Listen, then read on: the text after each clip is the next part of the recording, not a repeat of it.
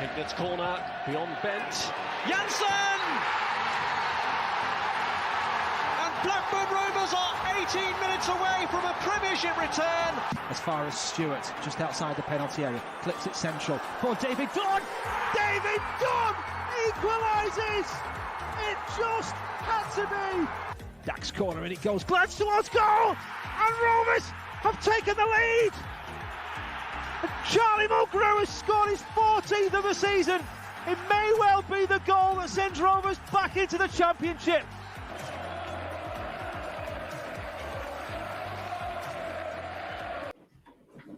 Hello Rovers fans and welcome to Match Day. It is live. Hey, it's not. We're not muted. We're on that one, Luke. Don't you worry. We are here for the new Sofa Chat show, and as you can see, in person, Luke is real. Joe is real.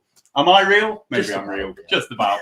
We're absolutely buzzing for this, guys. Sofa Chat, our new live show on a Saturday on Match Day for the home games, where we're going to keep this just a little bit more light-hearted, a bit like a pub chat before the game. We've been chatting already, haven't we? So getting ready for the new season. And hey, if Rovers aren't going to be wowing us on Match Day, hopefully we can with this 1 p.m. show. So yeah, it's going to be good. And we've got lots of little snippets and little bits of content planned for you over the course of this show. So it'll be a little bit different, but some homage to the watch-alongs that we did enjoy last season, didn't we? So, as I said, there's going to be loads of random stuff, but just the usual things that we do say to you. Please give this video a big like. Let us know how it goes today. It's a new format. Obviously, we're all going to be at Ewood Park today and we're in person, so we're obviously looking forward to doing this show. Please subscribe to our YouTube channel if you are not already. That is Rovers Chat on YouTube. And, of course, please subscribe. Please follow us on Twitter, @RoversChat_ on Twitter. But before we get started with the show, we always say we are sponsored by Blue Rose Capital and 6yardsout.com.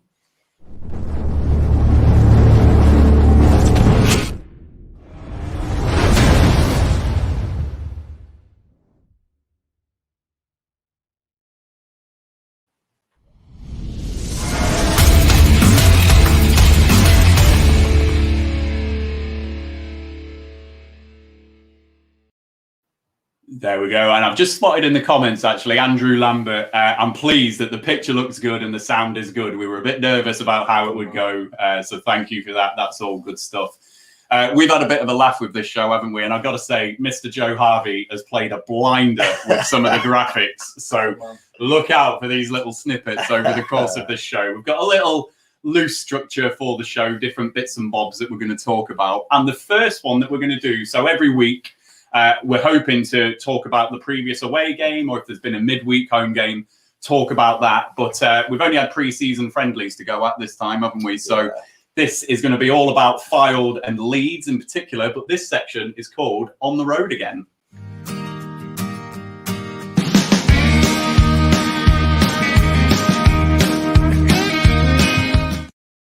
There we go. That's the first of the Joe Harvey graphics right in there. Started strong. We have. So Luke, you and I haven't been to a friendly, have we? So Joe, we're relying on you for this one. Through the season, we especially want, crappy stories, little anecdotes, little funny things that have gone on through the season. But I think for Fylde and obviously the Leeds game, really special moments for the fans that were there. So what was it like for you going to those two games?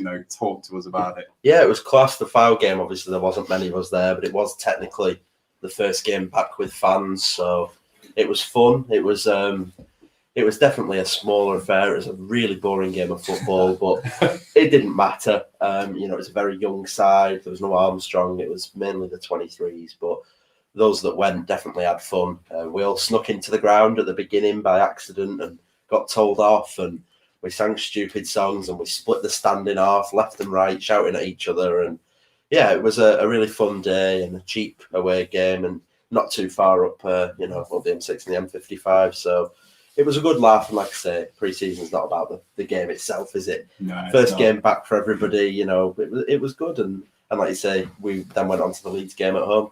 I'm led to believe there was a funny chant going around at Fylde as well, wasn't there? Some of your mates stitched you up a bit. Yeah, definitely stitched me up, singing about Rovers Analytics, and quite a few people joined in. That was quite embarrassing. I'll do the chant, go, Joe. No, I'm all right. Should we do it? No. How does it go? I can't remember the tune. You'll have to let us go. Rovers Analytics. That's it. I remember now. I'd be more than happy to just never hear that again, to be honest. But yeah. You see me, Ewood. No, don't even acknowledge me. I don't want to know. I'm going to put one guy on the spot now who's like beyond camera shot, beyond Luke. Dan, Silent Dan is here with us. He is with us. You can't see him on camera. Invisible Dan. He is, but Dan, how was the Leeds game for you, mate, going to that? Really good. It felt weird being back almost. I think when you look at the stands, and even though it weren't full, being around everyone again, it was football were back. It's not the same without fans. I think Ewood were. It was a really weird night because when we scored that goal, I felt like we were almost a league match that we'd won 1-0. It was really strange. Yeah, defo. So I feel like a god speaking. I bet it does. I know. He is, I can assure you Dan is here, but we'll figure out how to get the camera shots. But I've got to say though, I driving across the M62 today to get up here, like I've been absolutely buzzing. Didn't really like sleep much last night. It was like good, and I've got Archie with me today. Like we were just getting excited about it all last night and driving today, so it was good. But I've got to do a big shout out to Luke as well, twofold. First thing I'll say, like hats off to Luke and his missus for putting us up in this magnificent studio shed. Shed. It is good. It's absolutely bang on. So thanks to Luke and Amy for the hospitality. But Luke had me this morning when he gave me the postcode for where his house is. Like I'm not from these parts, so did not make nothing of the address. Luke actually gave me the postcode for Turf Moor. He was sitting off Harry Potts Way. So I just read Harry Potts Way. It was like 52 to 54 or whatever it was. I was like, oh, he must live in some flats. But I thought nothing of it until Luke was like, you might just want to check that address. So thanks for that, mate. Good bands to start this season there. But Luke, how are you feeling about the game anyway, in all seriousness? Are you buzzing to be back? Excited to be back now. It's there's been a lot of excitement surrounding sort of this and getting together and getting the Rovers Chat with the content, getting that going again. But that's just the little bit before the big one, really, isn't it? For us, it's the game, it's the championship season, and whatever happens, we always back the boys. We're Blackburn Rovers supporters through and through, and whether it's a great pre-season, it's a turbulent pre-season, whatever it is, we're there and we're going to be supporting the boys. And last season was difficult, and this season, let's make the most of it and let's get the fans back on and enjoy this one. Yeah, and I think, a lot of the predictions I've seen from people, and if you've not seen like the Rovers Chat contributors video where people have given their predictions, I know that Chris and Glenn and Ollie have done their predictions. You and I did as well, Luke. I think most people aren't predicting a good season for Rovers, but you're absolutely right, Luke. It is about being back at the game. It is about those daytime the match day rituals that we all go through. It is about getting excited going to the football again. So as much as, we might not think we're going to have a good season, this, what we're doing now, all the comments that we've had about people going to the game and stuff, that's what it's all about. And I know some of you don't have season tickets who are watching. I know some of you can't get to games all the time. We will try our best on this channel just to kind of bring you that vibe and that positivity on the match days. And we'll clear that up as well. There's been a few questions. Are we going in the game? We definitely, absolutely are going the game straight from here. We'll be going in one car. We've all got season tickets. Joe's the odd one out as a Riversider, but we'll be in the Blackburn end today and we'll be cheering the boys on. We absolutely will be. So we're going to move on to our next section then. So every week we were chatting about this, weren't we? We're going to pose each other a question every week. So one week it might be me posing the question, maybe Luke, maybe Joe. And we'll just talk about that topic. And we've got to start really with the man Brio. So Dan, let's get another one of these magnificent graphics going, and then we'll get the question about the man Brio.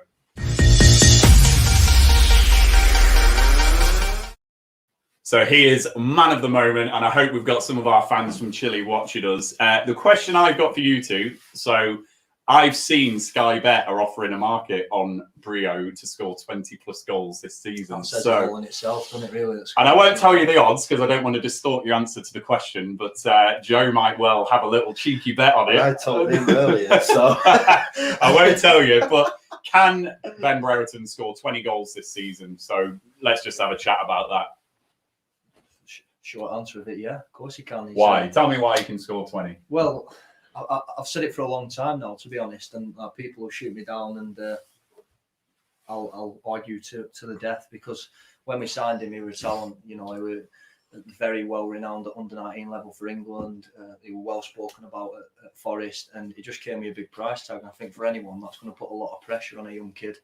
And we saw that. We saw a kid that didn't have a lot of confidence, wasn't performing well, and then, you know, fans soon turn and get on her back because it is a big price tag. So it made it difficult, made it a difficult start. Confidence is everything in football, and now we've had a lad that's had a great season.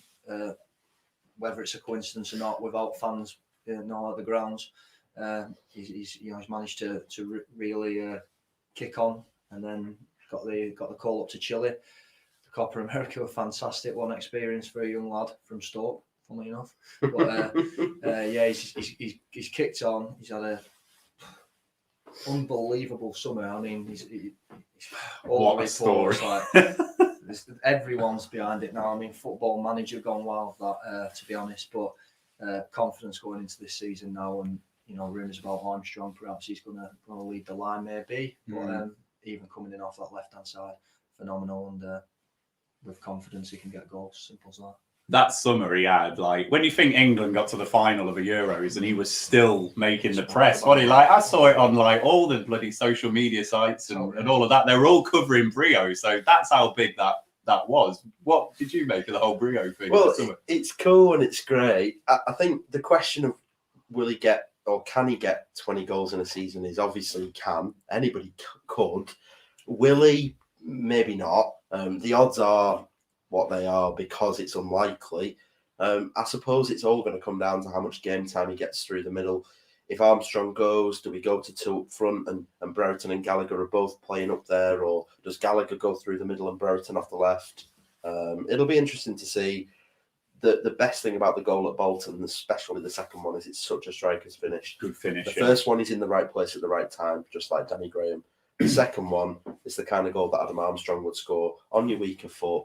Just head down, strike the ball nice and confidently into the back of the net. It's probably the least Ben Brereton goal that Ben Brereton scored at the club. So the signs, let's see how he does. Let's see what happens with Armstrong and Gallagher. But yeah, it's certainly been entertaining to watch. I think he's having a right laugh with it. I think he probably gets ribbed on more by his teammates than he does by us a lot at the minute with all the Pepsi stuff. We missed a trick by not having Pepsi. We're on the brew. Yeah. But yeah, so my guess is he probably gets about 15, which is more than he's got before. Maybe not 20, but I think he can get quite a few more. I'm really interested, about what the impact of fans in the stadium is going to have, because I think, if we're all being honest with ourselves, before the pandemic and when fans were in the stadium, he got a lot of stick, didn't he? And that price tag was quite heavy. I'm actually hoping now that we're obviously all waxing lyrical about this bloody Díaz thing, that we can all get behind him and give him that further confidence boost. We saw that at Leeds. He came on and he did a couple of them. He had one run where he turned like 3 defenders inside out, and there was fans on their feet for the first time in the game so far. So people were getting behind him. I think that will continue. But it's, can he do it in league games? Can he do it week in, week out? He can go on these runs, but we need him to put the ball in the back of the net, especially if we're going to lose. Can he do it on a cold Tuesday night in Stoke as a Chilean? Yeah, there you go. He's from Stoke, so he's used to it. These South Americans, So you're saying yes, are you? He can score 20? I think he can. He's got the ability to. It's just where he plays and how he's utilised at Rovers. We've seen he's capable of scoring goals. We've seen that. And you're saying no? I'm saying no, but I think he can get pretty close. Obviously, he can. But will he? Probably not. I think I'm leaning more to the not, and I think it's because of what you said there, Luke, about where he's going to play. I still think he's going to be that kind of wide striker. Yeah. That's where Mowbray is going to try and obviously make him a dangerous player. And then he's still effective from there, isn't it? So I think it'll be an interesting one for him. It's all about service, and if we do end up losing 28, 30 goals, how do we replace that? It'd be interesting to see if Armstrong is off, who's going to take those penalties. Because you look through the squad, it's certainly not Kaminsky, it's not Nyambe, it's not Lenihan, it's not Ayala.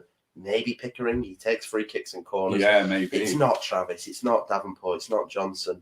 Dak when he's back, but that's not till Christmas. Brereton missed one last pre-season against Fleetwood. Maybe it's Gallagher. But do you put a right back on Pens though? Well, Exactly, and Sam Gallagher, as we know, is the first choice right back. I tell you what, I hadn't thought about that penalties wise. That could be big for Rovers if we do obviously lose Armstrong. And there's obviously Rothwell, who will probably play most weeks, but he's probably not a penalty taker. Dolan isn't, Chapman isn't, and without Armstrong and Dak out injured, it'll be interesting to see who steps up. Maybe a Bradley Johnson, somebody with a bit of confidence, somebody with a bit of leadership. But if it is going to be Ben Brereton, how many goals did Adam Armstrong get from the penalty spot last year? That could tip him closer towards that 20 mark. That's true. Yeah, fair. I've spotted a question from Michael, which we'll come to in a moment. But for those who are interested in the odds, the first odds I saw was 1,000 to 1 for Brio to get 20 goals in the Championship this season, that's ludicrous. It's nailed on. I think that's really high, to be fair. It's not saying top scorer, just to score 20 goals, crazy. And then I think it's dropped to 500 to 1. It dropped to 500. It's now 80 to 1. Oh, it's gone to 80. Well, there you go. People have obviously been sticking a quid on that. Michael's question here, do you think we'll keep Brio? So I'm going to just intertwine two things into this, actually. So we've got a little bit of time. We need to talk about Adam Armstrong looking like he'll go, and there's been lots of talk in our Rovers Chat Contracts group and things like that. What do we do? Do we get pure cash to help with FFP and new contracts? Do we obviously get cash plus a player in exchange? I think there's debate to be had there. So Brio, do you think him staying on a longer contract is dependent on maybe this money from the Armstrong sale and getting him a contract that his agent is probably saying, look, this guy's hot stuff now. He needs a big contract. We're going to have to use that money to do that, aren't we? Yeah, I'd say so. I mean, there's things to consider like image rights. That Lionel Messi, of course, the biggest transfer news this week. We're not going to get him. Obviously.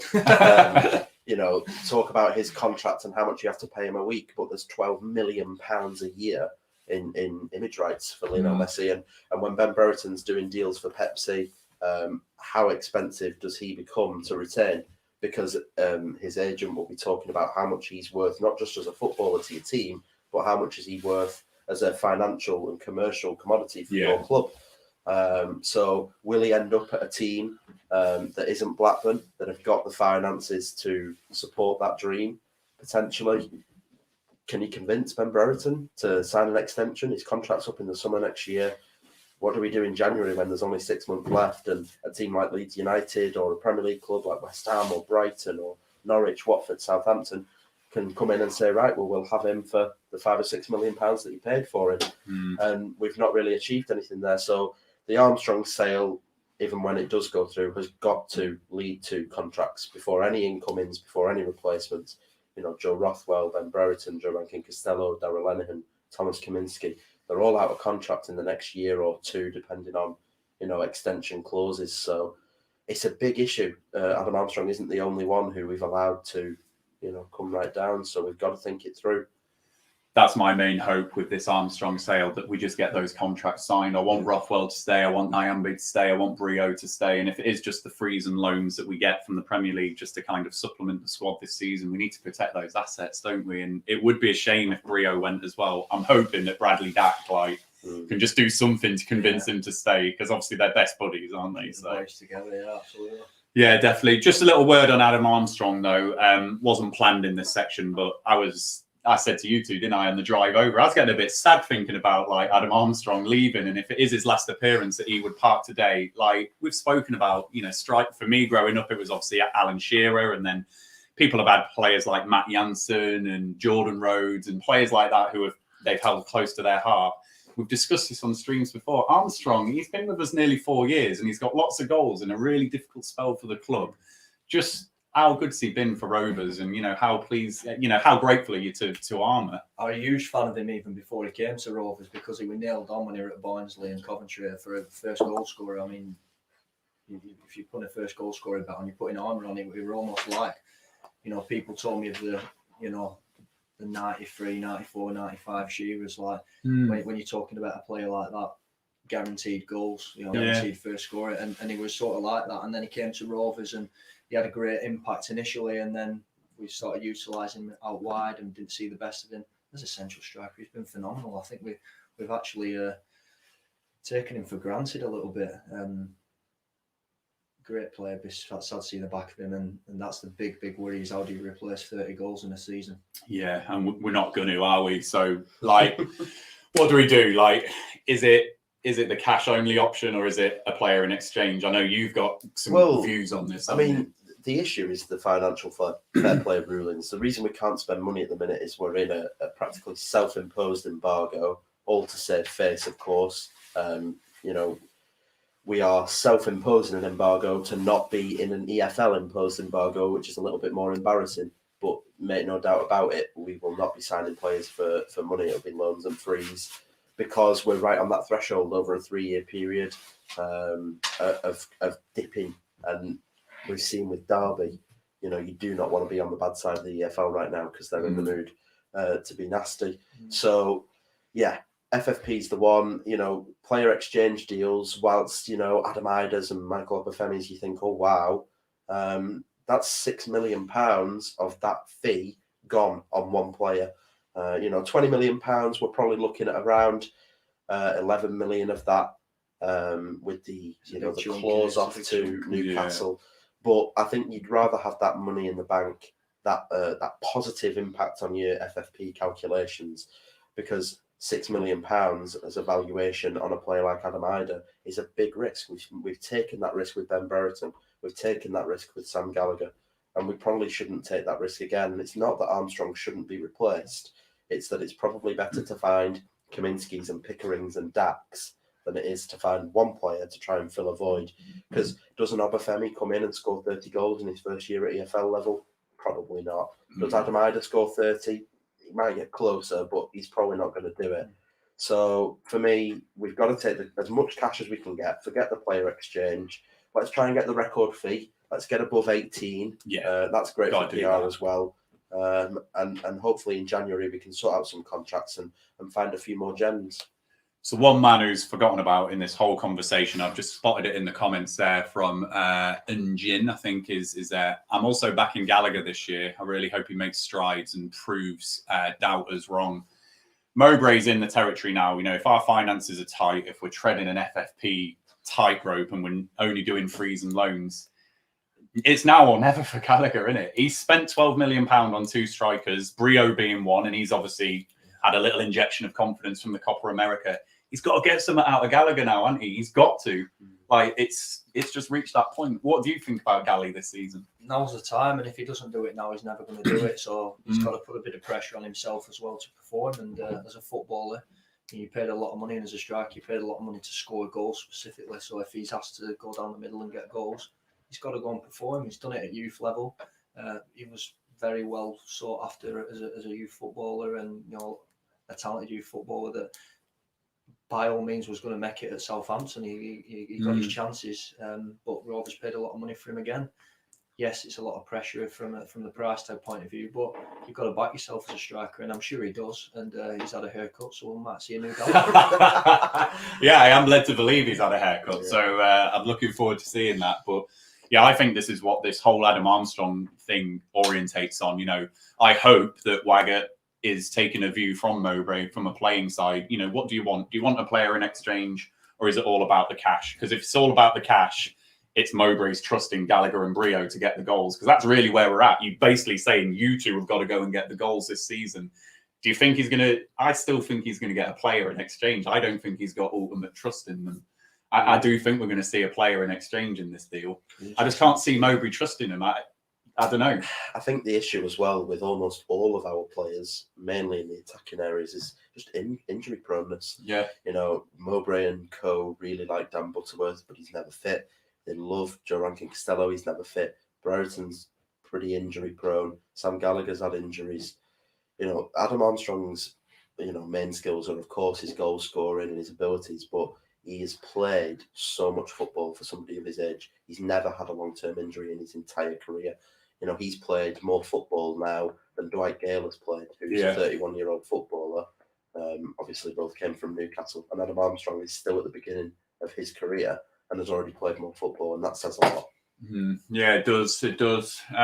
Interesting. I just spotted another comment in there. Dwyer 18, Gallagher needs to find a random country he's eligible for. So Scotland, I believe, in it. Yeah, if there's any distant relatives of Sam Gallagher watching, if you live on a random country like Madagascar or something like that, then please get in contact with your distant cousin Sam Gallagher, and he needs to play international football just to give him that injection. Gallagher leading the line for the Seychelles. I can't wait to see it. And on that international point, just quickly, at what point do we start losing Ben Brereton for a game here and there? We're all loving this whole Chile thing, and it's a great story, but at some point it'll actually become a distraction that we don't want.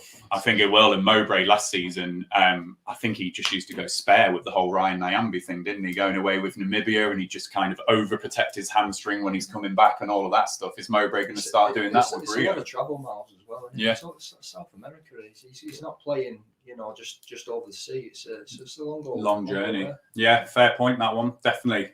Intriguing, the strikers, but we're going to move the section on. This is where we've definitely had a lot of fun with the graphics, and these two have look out for the little voice clips on these things. These are absolutely brilliant.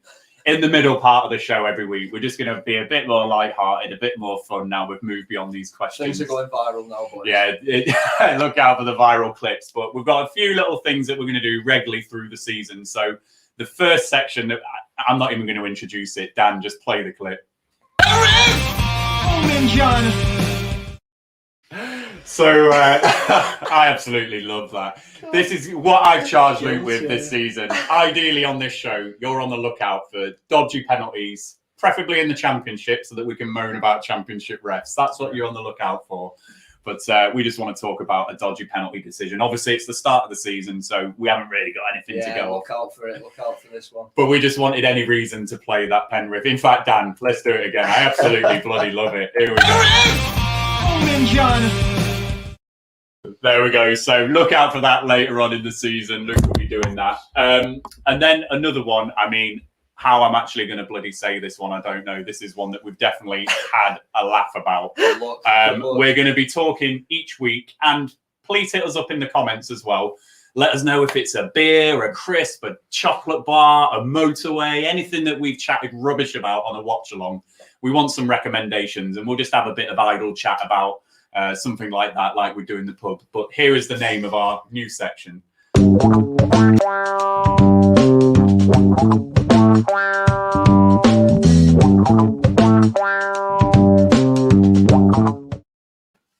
So deliberately, that name is absolutely fantastic, and I will try and master it. I've not got the words in front of me. Chatting about food and drink on the Rovers Chat Sofa Chat show, so you don't have to chat about food and drink, not on the Rovers Chat Sofa Chat show. Yes, Luke Kimberley. I'm walking out that door now. But at the end of the season, we want to see who can say that little tongue twister the fastest. Absolutely, rolls off the tongue. It does. So through the week, do hit Rovers Chat or any of me, Joe or Luke, with any beers that you're drinking or anything you've been eating or anything that week. Let us know and we can discuss it on the show. But I think I'm going to just give a shout out, though, to the bacon butty that I had this morning from the local cafe. Class. You had a hash brown in yours. What did you have? You had a sausage on it? Spam and egg. Spam and egg, boys. Spam and egg and a hash brown, cheeky hash brown in there as well. Yeah, paddy. Yeah, good variation on the butties this morning. We're bordering on Burnley there. It's not great, but still local. The air quality is quite low. They do a great sandwich. Kendall's in Paddy. Shout out. I have got my mask on me as well because we are actually obviously officially in Burnley, aren't we? So I was debating wearing that, but let us know, Rovers fans, either in the comments or on Twitter. We definitely want to be chatting about new beers or anything like that. Yeah. Bit of idle chat like we would do in the pub. So we definitely want some interaction with you. Another section that we've had some great fun with. We're just obviously we're introducing them to you as it's the first show. Joe, this is a topic which is absolutely, if we think about the watch-alongs, how much did he love referees on the watch-alongs? Well, usually you give it 2 or 3 minutes and he's just like, we're getting nothing again. It's these refs, the standard of refereeing in this division, the whole of England. So we have got a section dedicated to one of Joe's favourite referees and also just a referee section in general. So here we go. This is what it's called.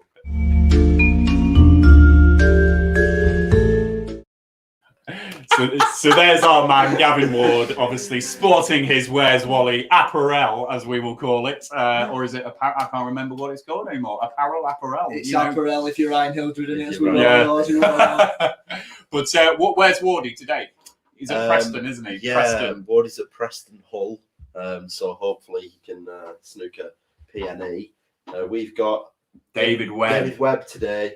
So basically, as part of this segment, we could get all tangled up there. Yeah. Well,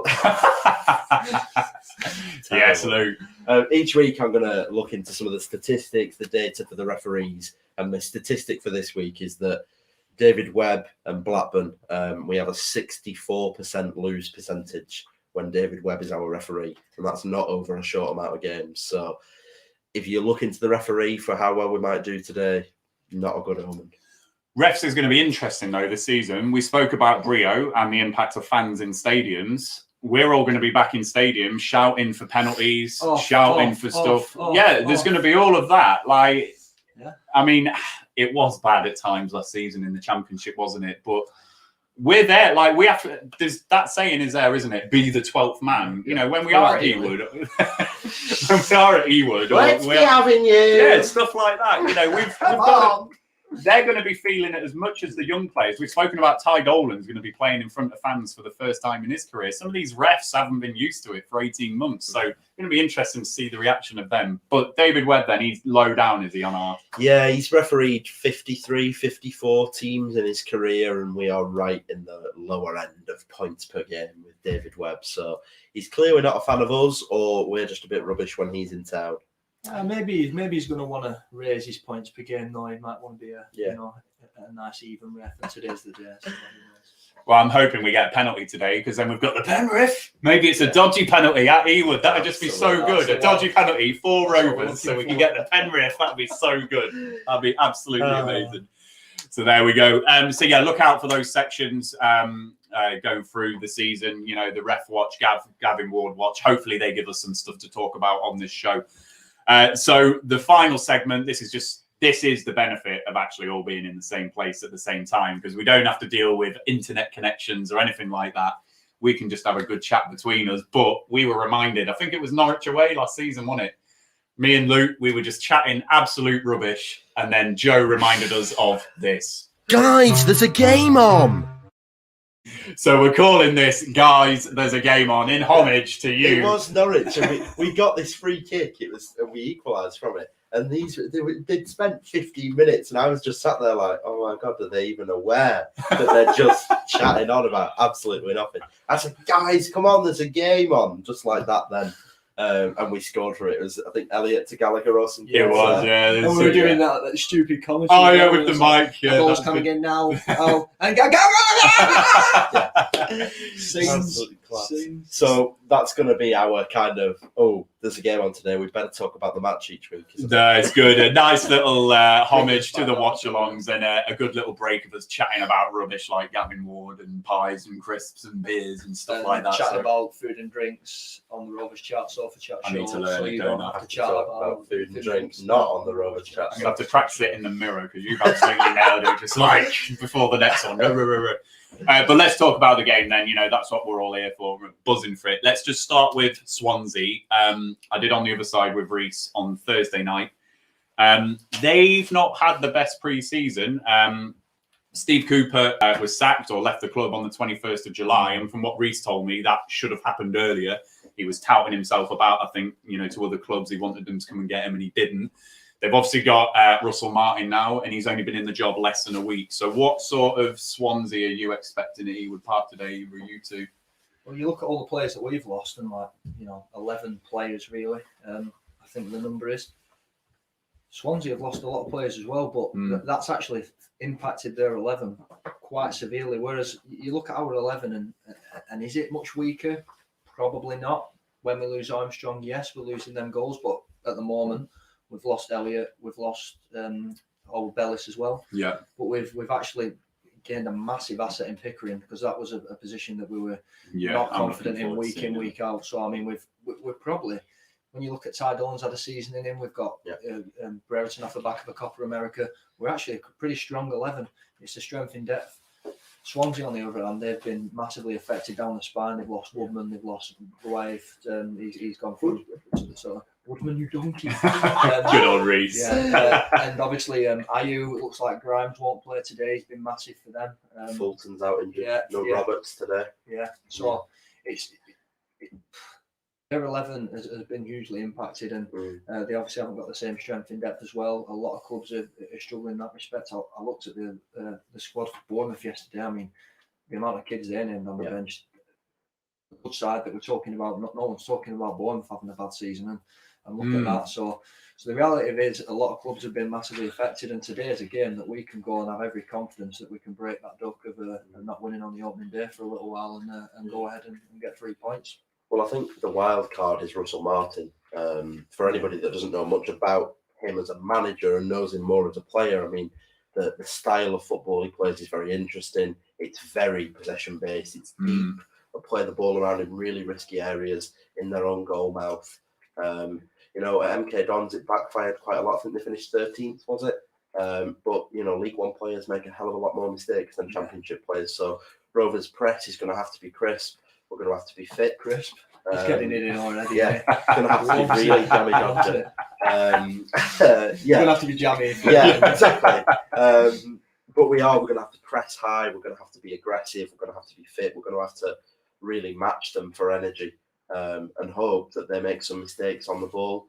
I thought we looked great against Leeds without the ball at our feet. We played a really high defensive line. The 5-back were right up near the halfway line, forcing Leeds into long balls. And if we can do the same to Swansea today, I'll be really happy. So no matter what they put out, I think we've got a serious chance.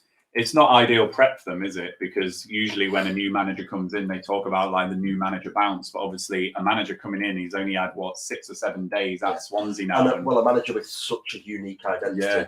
Can you put that philosophy of football in place in a week? No. And I would say no.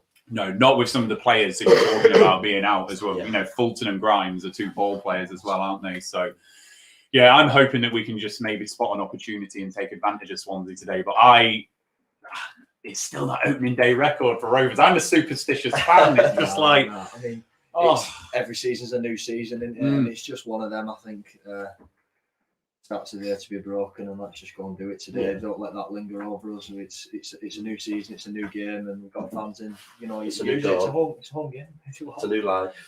For me. Yeah, I like that. Good. This is actually a shower cubicle. We sound great. I have got shorts on. In terms of their danger man, though, they've still got Jamal Lowe. You know, not a fan, are you? I'm not a big fan. I think probably mainly just because he used to play at Wigan, maybe, but maybe that's just me being harsh. But Andre Ayew obviously isn't there. He always bloody scores against Rovers, so I'm definitely pleased that he's not there. Brewster, who scored, 2019-20, a great goal at Ewood. But we've had, Reece did remind me, you know, we've had a lot of goals in Rovers Swansea games. We've had a 2-2, we had a 4-2 in the Premier League. We've had lots of draws. The Yakubu. Yeah, the Yakubu when he scored 4 goals. Yeah, he got 4, didn't he? Yeah. Sorry. Yeah. And that first goal we got in that game was just amazing. That left foot finish. Feed the yak. Yeah, what a striker he was. But so Swansea then, you know, you're feeling confident then that we can take advantage of? Yeah, absolutely. They're there to be beat today.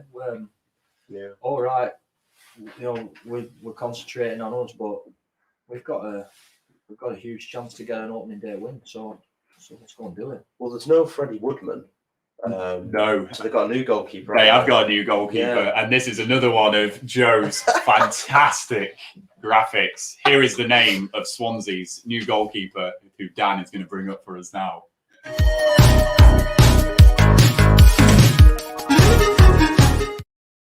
Oh, we're such children. Such children. But I think we have, in all seriousness, we've got Swansea's predicted 11, which should be out in, 20 or so minutes' time. Reece gave us a predicted 11 from the other night on the other side. I think Dan's going to bring it up. So this is what Reece is expecting.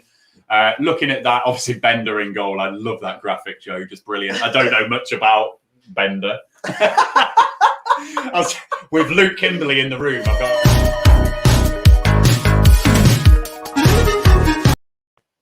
With Luke Kimberley in the room, I've got to be really careful how I word things, but don't know much about the goalkeeper. That back four to me looks quite settled. You know, they played in a back five last season, Norton, Bennett, Cabango and Bidwell with Guay, who you were talking about. Big player though, big miss for them. Yeah, he is a big miss for them. That back four looks quite settled. Whether Grimes plays, you know, Reece did accept that he might not. And then Hero is a new signing for them. And then Whittaker and Cullen are young lads who they've got as well. So going forward, doesn't look like, you know, some of the attacking options that they've had in the past, but that back four looks settled. So with that in mind, I'm thinking if Russell Martin's only had 6 or 7 days, he needs to stamp his identity on the team. Are they just going to try and keep things tight, maybe? I don't know. If they can rely on the defence. I think they've signed him because he's got a philosophy, he's got a way of playing football, and it suits what they already had in place under the last manager. I think it would be really odd if he came in and said, oh, well, I've only had a week, so we'll sit with our backs against the wall and try and get a draw. They've took a risk on an inexperienced manager who was only recently still playing. And I don't think they'd go for a manager like that unless he had a bit of something about him to say, no, I've got philosophy and this is what I'm going to go for. And the task is Tony Mowbray's to figure out how we break that down, whether we sit off it or whether we attack it, and whether we wait for their mistake or whether we force it. Swansea have done that for a long time now. They've had a certain philosophy and brought in a certain manager right back until Brendan Rodgers, haven't they? Yeah. Really, they've always brought in a young manager, then blooded the young probably manager. Probably even as far back as Martinez. Yeah, absolutely. Yeah. All that far back, and like look where their managers are now, and they obviously see something similar in Russell Martin and Steve Cooper the same. He's going to go on to good things. He's a great manager who got them to a playoff final for crying out loud. So definitely an opportunity for Rovers today. The superstitious part of my brain is just going, but it's the opening day, Ryan. But we should be confident, shouldn't we? We should. It's not ideal prep for Swansea. And as much as Mowbray's got his critics in the Rovers fan base, you know, we are starting 11-wise, a bit more stable, a bit more settled. We've had our whole pre-season with the manager, albeit with no signings. So we should be going into today confident. So I've still not predicted a win, though. That's just because of the superstitious part of my brain. So let's move on. Grow up, Ryan. I know, I do need to grow up, don't I? So let's talk about Rovers then. Plenty to talk about. We'll come on to Adam Armstrong, I think, so we've spoken about him. But Joe, I'm going to come to you. Harry Pickering, we get the first glimpse of him today in a league game. You covered him in depth with Andy on some of your stuff with Andy on the stat show and things like that. Just tell the fans what we can expect from Harry Pickering today. Well, he really struggled against Leeds, but I think anybody would struggle against Rafinha. I mean, he was amazing that night. Footballer. Liverpool are interested to the tune of £37 million. So he struggled and he didn't get to go as far forward as I think he would have liked. There was a great run and 1-2 with Rothwell against Bolton, which I think showed kind of what he's all about. He worked at Crewe alongside a wide forward in Charlie Kirk and a central midfielder. Apologies. And it's his off-the-ball movement in an attacking way, left foot, right foot, getting a ball in the box. So he's got quality, questions about his defensive abilities. But yeah, a good player. This is why that wing-back formation we saw, this is why I wondered whether we would do it, just because of what you said about Pickering's defensive side there. You know, let's really get him as an attacking option. So I wonder if we will make a lone move, you know, a centre-back that might go in with Lenihan plus another, so that we can release Pickering. And then when JRC's back, Joe Rankin Costello, he'll be the right wing back then. I do wonder with whether Nyambe to the side. And Nyambe, yeah, he might be a third centre back. But I'm really looking forward to seeing Harry Pickering. And as you said earlier, Luke, you know, that's been like we've done shows like Glenn Entwistle's been doing a show, hasn't he, about the best starting 11s for Rovers. If you've not seen those, go and check it out. But when you go through like your Rovers best 11, left back's always like slim pickings for me. Like I would put in my greatest left back. We're talking about ones that we've seen. So going back as far as Lassalle, that for me is a bit washy because I was only 3 or 4. Yeah. I'm looking at players like Martin Olsen. Yeah. I mean, like, Gail Givet. Yeah. Yeah. I mean, it's not Stephen Warnock, for example, like players like that. It's not the quality's not been there. So if this guy can kick on, he could go down in folklore as one of the greatest left backs that Rovers have seen in recent times. Yeah. I mean, we went Tommy Spur, Derek Williams, Amari Bell, Barry Douglas, Greg Cunningham. Sam Hart. It's not exactly No. an A-list group, is it? And I think Douglas and I think Cunningham was the one that was a real shame, wasn't it, that he got that injury? Because I had quite high hopes for Greg Cunningham. Yeah. But hopefully Pickering can just come in now and nail it. You've got to say Greg Cunningham was quality, but we just didn't see enough. Well, of and we him. saw it when we played Preston. That goal he scored against us, unfortunately. But I think he's probably one of their better players. Luckily, I think Preston are in an even worse position than us this season. We've got a great platform to just go deep on abusing Preston, so that's great. That's our little snippet of abusing PNE. Yeah, every week we might have a graphic for that. Yeah, how can we slag off PNE this week? Yeah, we'll do that. And team news will be in about 15 minutes. So in terms of the teams, then I think the big team news today is obviously, do you play Adam Armstrong? And I think I can see both sides of the story with this, because as a fan, I would love the opportunity to say bye to Armour today if it is his last appearance. And if he got a bonus goal as well, that'd be brilliant. But if he was to break his leg and it scuppers a deal, which then long-term impacts us financially, that's a risk, isn't it? So what would you two do with Armour today? You could get me at any point on any day and I'd give you a different answer. So you've got me at this point on this day, so here's your answer. We're paying him a wage. It's his job to go and play football and score goals. We need to win football games. We need to stay in the division. We need to perhaps get out of this division if there's that possibility coming in the season. Right now, he's being paid a wage by Blackburn Rovers. Yes, he can get injured. The chance of him getting injured is slim. Probably will happen on the basis that if he got a leg breaker though, I mean, he'd sign a contract, wouldn't it? Possibly. Might be a good way of getting a silent extension. So the reality of it is, if he plays and he's paid to score goals, perhaps then he goes out and grabs a couple of goals today. We cheer his name. It's a good way to go out. You're being a politician, yes or no? Come on. Yeah, playing, absolutely playing. Well, I'm going to be a politician as well. I'm going to go 50-50. I think you don't start him. Let's see how we go. Could be 2-0 up at half time. Consolidate the result. You don't even need to bring him on. If we're drawing or struggling, bring him on in the second half. Yeah, I think that's a good approach. I think the one thing I will say about Armour is I think he's been impeccable kind of off the pitch. You've got players that might push for the move and they might start being, kind of, I'm not doing this. We've seen it with Harry Kane even. Armour doesn't strike me as that character that he's going to cause a problem. And Mowbray's obviously spoken about, he's talking to him every day. So I think it seems like that whatever happens, for once, when you're talking about Rovers off the pitch, it seems like it'll be something that's handled pretty well by the club, isn't it? Controversial on Kane though as well. He's saying he's not got it well. So football is a one. And the team today, I think another one who there's a question mark about today is Joe Rothwell. There's little rumours that he might be going. There was little rumours before that Leeds game that he was the one who's subject of a bid. Rothwell's got to play today, hasn't he? Because I look at our side that we're probably going to play. I think, do we all agree that he's probably going to go Davenport and Travis? He seems to like those two. Probably. I think against Bolton, we played 2 sitters and it really didn't work. And it only started to work when it was 1 sitter and 2 going forward.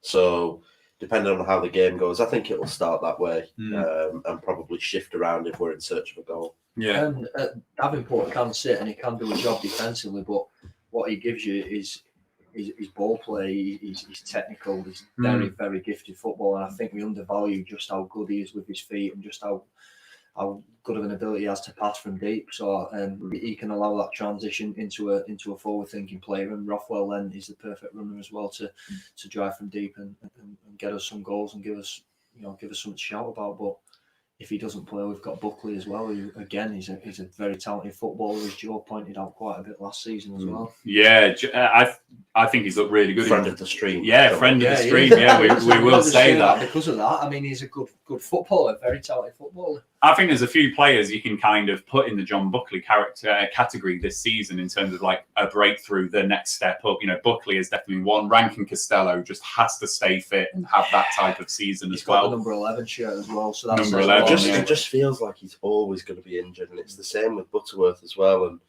it's such a shame for them. I remember watching Joe Rankin Costello against Barrow in pre-season before the League One season and thinking, okay, this is his year. And every single year since then, you sit back and think, Jesus, it's been 5 years. You know, it's a long time. He's a talented footballer, and I think if we do go with a back five, we've then got the opportunity then to put Naambi into a back three. I think he'd be very capable in that position. And wow, how exciting would Joe Rankin still be? And let's not deny, Tyler McGlaw did play well in pre-season in that right centre-back role. He just doesn't quite have the ball playing.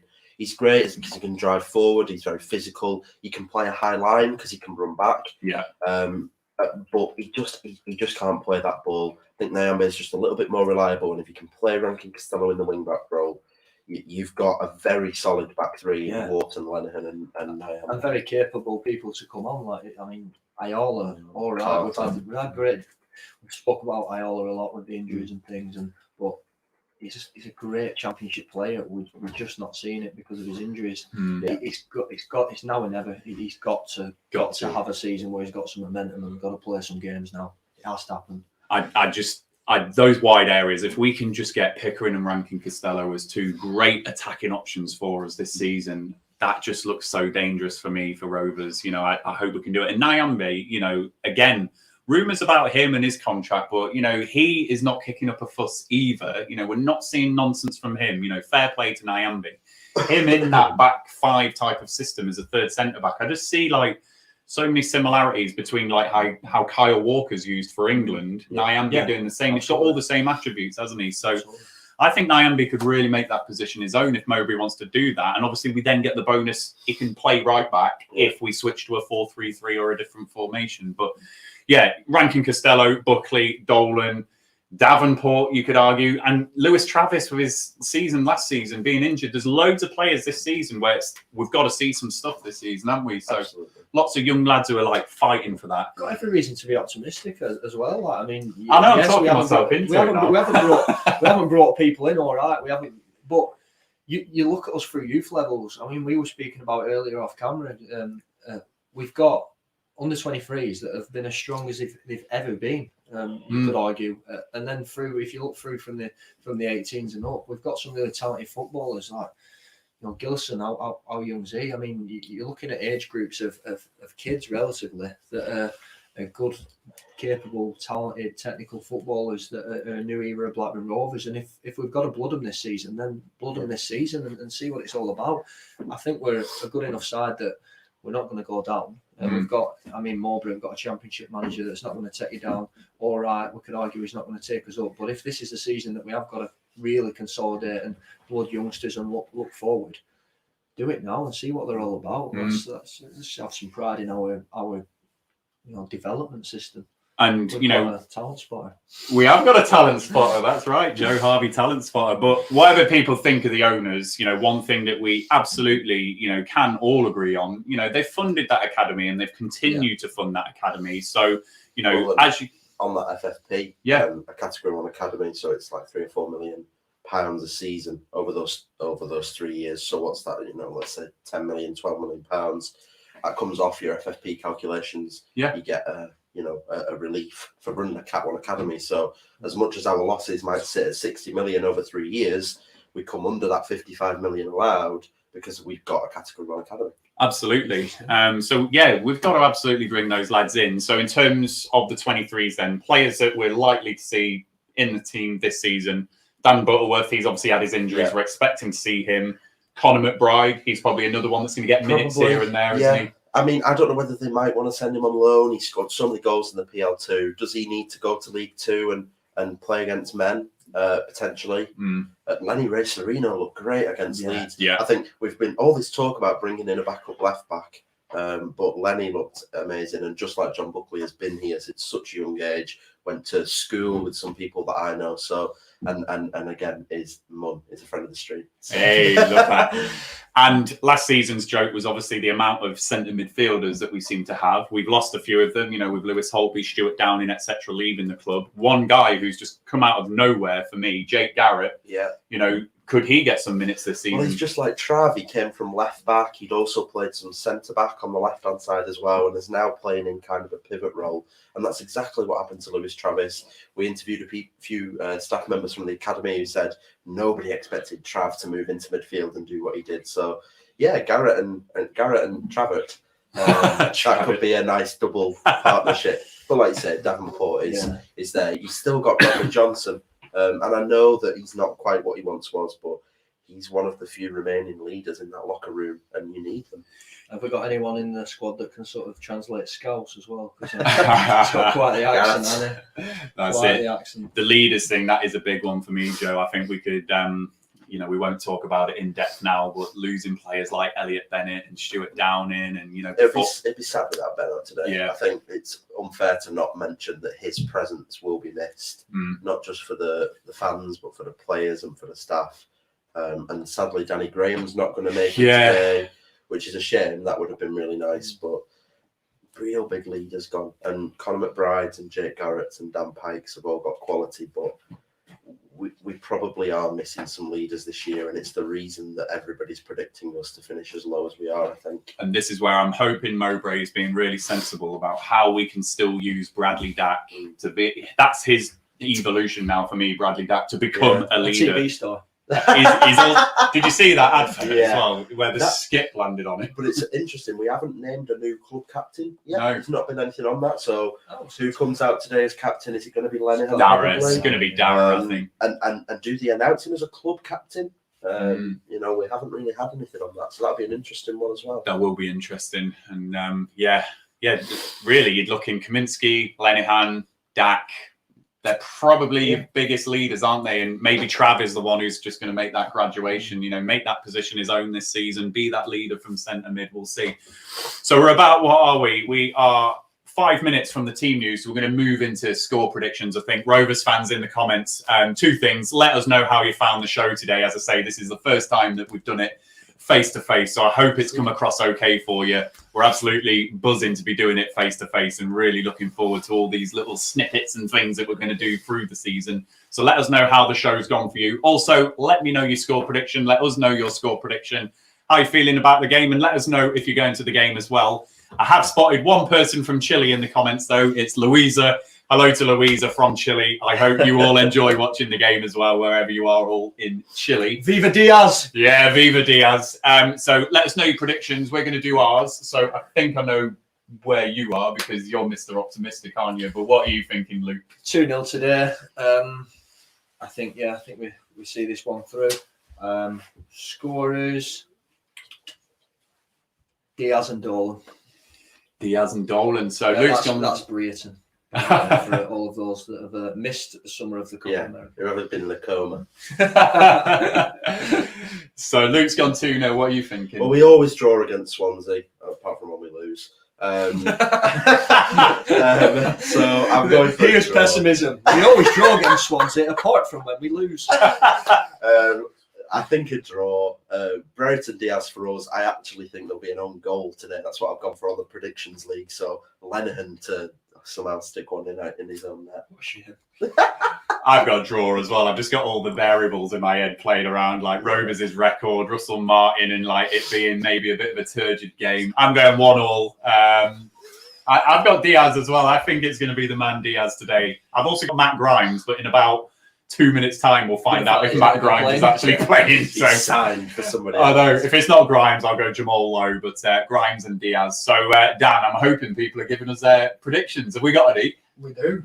Read them out. Let's have a mighty one. Yeah, come on, Dan. You can read them out. Where is Dan? Warren Selbit says 2-0 Rovers. Chris Hayes 3-2 Rovers. McBride winner. Oh, McBride. Oh, I'd love that. Jack Wilson 2-1 Rovers. Just to change the topic, better than Soccer AM. Oh yeah, I love that. Well, if we're talking about Soccer AM, we're probably as good as Lovejoy Chamberlain Soccer AM. We're better than current Soccer AM. I can't say we're better than Lovejoy. Come on, that would be great. That was a time to be alive. Hey, I've spotted that from Chris. Go above that one, Dan, from Chris. Luke, sort your beard out just for men. See, I don't know if I've said this on stream before, but I was once painting the bedroom after we moved into the house, and the mother-in-law came in and she was like mortified and was like, "Luke, you got paint in your beard."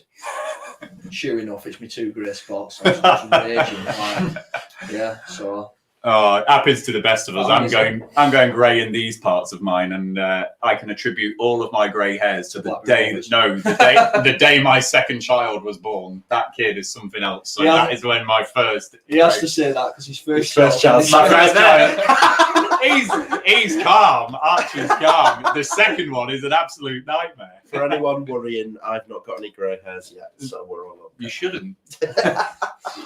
So, Dan, keep rolling through those scores. What we got? We got some love and positivity for Rovers today. Josh goes 3-0 to Swansea. So no. Oh, Josh! Right, we'll see you all later. Backed up by Rovers opening game record. Yes. Sabula goes 1-1. Michael Pearson 1-1 to be positive, but he went 3-1 the other night. Ross Gibson 4-0 Rovers. Good man, Ross. Like that. Is your Kubu coming back or? Oh, I wish. Michael Sandbach 0-0. Feed the DIAZ. Team news is here. Leap Year Man 2-2. Dizzy Thumbs 3-0. Chris Lambert 1-1. Oh dear. Oh dear. Oh dear. Louisa 3-0. Right. Oh, jeez. So, no Adam Armstrong. Oh. And he's not in the squad at all. Read us the side out then, Joe, and Dan will get a little ticker going along the bottom. The team news is out. Here we go. What we got? So we've got Kaminsky, Nyambe, Lenihan, Ayala, Pickering as a back four, as we kind of thought it would be. Travis, Buckley, Rothwell, much more That's attacking. That's interesting. I'm liking it, yeah. Gallagher, Dolan, and Brereton Díaz. Lovely to see that it's Díaz. My first thought as I see that, apart from the Armstrong situation, is it's definitely going to be Dolan through the middle, isn't it? But you say that it works. It worked at Millwall last year, didn't it? It works. So interesting. Give him some freedom. We've got 3 players there that are all capable of playing through the middle, all more than capable of playing through the middle. Maybe we're then looking at a sort of. I'm not going to big us up as Liverpool. We're talking a different echelon in quality, but them 3 are quite interchangeable, quite fluid, and cause problems. So maybe we've got a little bit of that going on. How much of an effect do you think the short sub list? Because I look at that and think, oh, is it a cup game? But actually, that's pretty normal for most seasons. That is not a big list of subs compared to last year. Not when you look at the quality involved. No. And that, apart from Davenport, who we obviously brought in, that's all academy graduates there, isn't it? I mean, read them out for us, Joe. Yeah, we've got Easton, McGlaw, Carter, Garrett, Davenport, Butterworth, and McBride. We've just got the Swansea team in as well. So in goal is Bender. Go on, get it.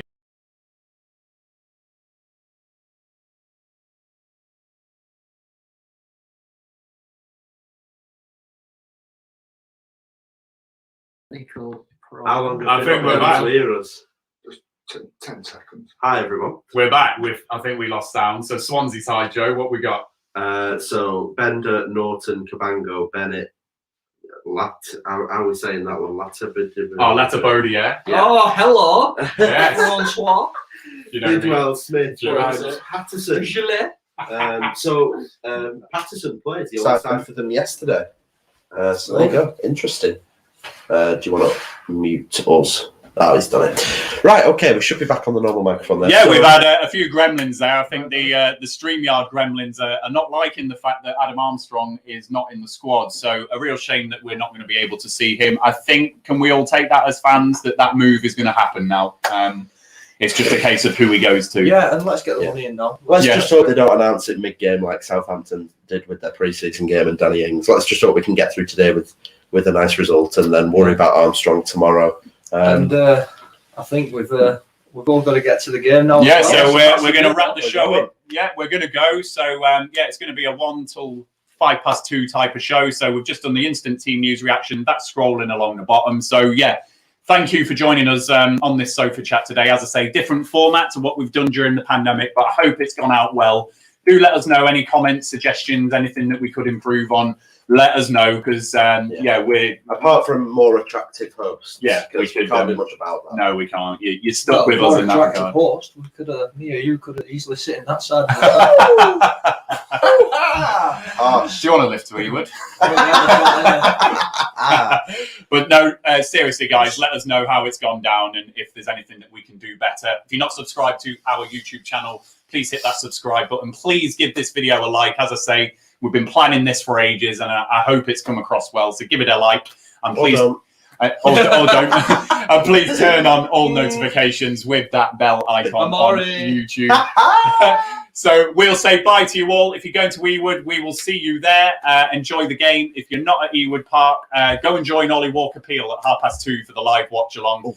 He's going to be, he'll be loving that where he needs. So go and join him. He'll bring you the action. And we'll see you on this show in 2 weeks' time, is it? 3 weeks' time against West Brom. Yeah. 2 weeks' time. 2 weeks. Yeah, we're not doing the midweek games, so we won't be doing this for Morecambe. So it'll be West Brom, 21st. We'll be back in this shed, and we'll be loving it. Yeah. Tony Mowbray's blow on me. See you later.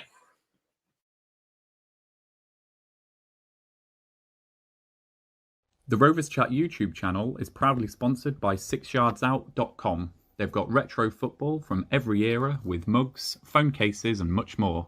They also have plenty of Rovers goods, including apparel with the famous 94-95 season and this season's kit. Check them out using the link in the description below.